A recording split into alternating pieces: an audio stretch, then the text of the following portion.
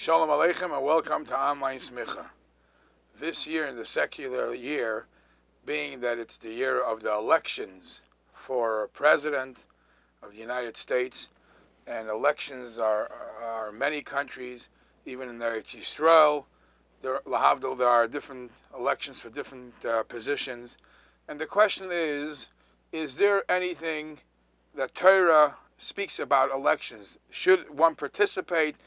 Should one say, what could I do? And any halachic perspective involved in the candidates as they look to run for a high position, etc., etc. So let's start with the typical answer that people will give, and people will give one or two answers why they would not be involved in elections. Answer number one, they would say, what's my vote going to help? Everything is in the hands of Hashem. And whatever Hashem wants will happen anyways. So what do I need my vote? And then we also have a group of people saying, you want me to be involved, but it's so complicated, and it's just stay away. Not because what Hashem wants, not only because Hashem, whatever He wants, as the pasuk says, Lev Melachim Biyad Hashem, just stay away. It's gonna let it play itself out. So, first of all, I got to tell you that mitzad echad, that's 100% true. That whatever Hashem wants will happen, and we even say this every day in davening. There's a part of davening that makes reference, and there's a remes to this. We say in davening, L'cha Hashem Hagdula, V'Gvura, V'Tiferes, V'Netzach, V'Hoid. We speak about how Hashem is in control of everything. U'L'chol L'Rosh. And the Gemara in Baba Basra says, if you're saying that Hashem is in control of everything, what is the last part you say? U'L'chol L'Rosh. Again, above everything. In control of everything. And the Gemara says this statement, that any part of leadership, any appointment, in any level, so much so, afilu reish gargusa, even the one who is appointed to decide who has right to draw water from the well today. Not everybody was able to come at one time. So they had somebody in charge saying, this family could come today, this family could come this afternoon. So even that low-level position, Mishmaya Kamamanala. You should know Hashem is the one that appoints even the simplest position. So if that's going to happen, why participate? And the answer is, in many ways. First of all, I'll give you an example. Chazal tell us a story about Rabbi Elazar ben Azariah. The Gemara in Shabbos Daf Nun Dalet says about a para, an animal that the Gemara says belonged to Rabbi Elazar ben Azariah, would walk out seemingly carrying something on Shabbos.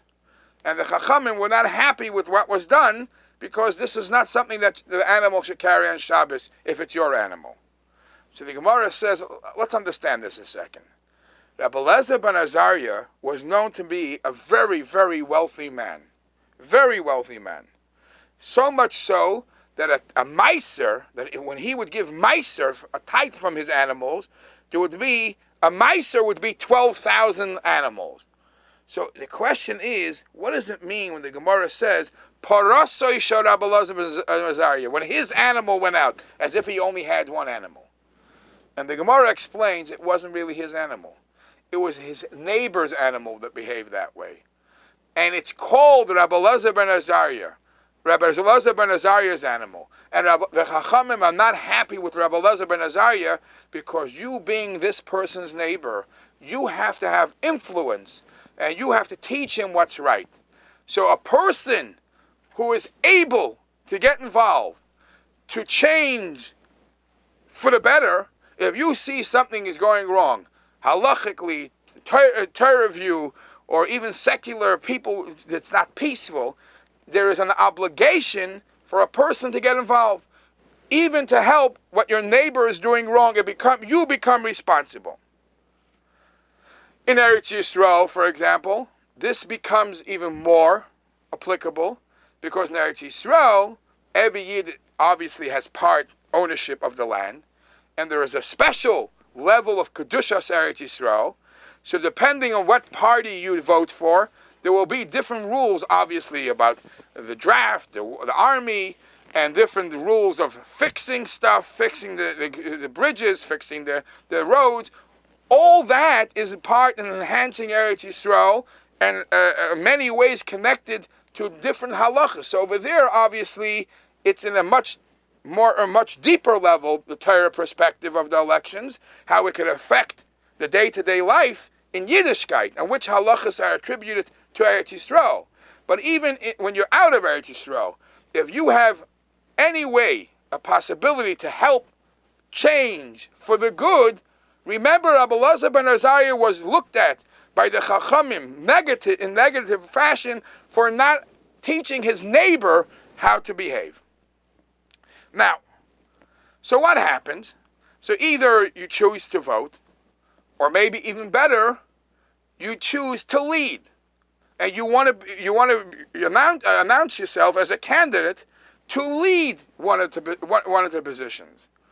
So the first thing you have to know that you can't force yourself in a position. You have to be worthy. You have to be honest. And it's interesting enough that Sfarim say something very interesting. A typical candidate, when he goes out and campaigns, you could watch how what they promise today changes tomorrow. And they promise gold in the Glicken, and once they make it into the office, they forget everything they say. It is very interesting. Some Svarim quote that when it comes to the Torah, and the Torah says that you have to be careful not to lie or to keep your promise. So the pasuk in Parshas Matos says like this: Vayidaber Moshe spoke El Rashi Hamatos, to the leaders of the tribes, and he says, I'm going to tell you what halacha is, and please pass it on. Which halacha is he going to the leaders of the tribes? The halacha that if you make a promise, you got a promise, you got to keep it. Very not common that it goes to the Rashi Hamatos and then to the people. Why is it set up that way? So Rashi simply says this was showing respect to the leaders, giving them their own time with Moshe Rabbeinu. Some Sfarim say it's much deeper than this. Perhaps the Rashi Hamatos had to be warned especially, double, than a regular person. A regular person is careful not to lie, not to pledge things that he can't do. The leaders, when they're campaigning and they want people's votes, they say whatever will buy votes. There is a story that's brought, and there's a lot of cheating going on. There's a story that's brought that in one of the elections, Rahman al-Tan in Eretz Yisrael, so in one of the small cities, once, right before Sukkot time, everybody in that city got a discount to buy the lulav and esrog. That lulav and esrog was a discounted price. Okay, people thought, maybe it was a good deal. A couple of weeks or months after the Sukkot, there was an election, and one guy pops up and says, everybody in this town, you better vote for me. It was me that got these lulav and esrog for cheap. And if you don't vote for me, you've stolen my esrog and lulav. You didn't fulfill the mitzvah. That's a tremendous chap. But the fact is, that's pure cheating. That's pure cheating. You have to be honest. You have to what you say. The Rashi Hamatos especially have to be what they pledge. They have to keep. Then you have to know if the position that you want to take is a position that's fair for you. The Medrash says that before Moshe Rabbeinu, Hashem came to Moshe Rabbeinu to ask him to lead Klal Yisrael, Moshe Rabbeinu didn't run for this. Moshe Rabbeinu had to be begged and pleaded that please, and proven that he's the right person. That's the way you get appointed for leadership. The one who is right after the covered is not necessarily always the one that is the most suitable one. And another lesson that it says, a beautiful lesson in Svarim, from one of the Parshias in the Torah, is we know that when Yaakov Avinu was laying down to go to sleep, and his pillow was a bunch of small stones, and they all said, Olai Yaniach Tzadik Yisroishi. Let the tzaddik put his head on me. Each stone. So there was a machlokes. That's what happens by elections. There's disputes. There's arguments. There's fights.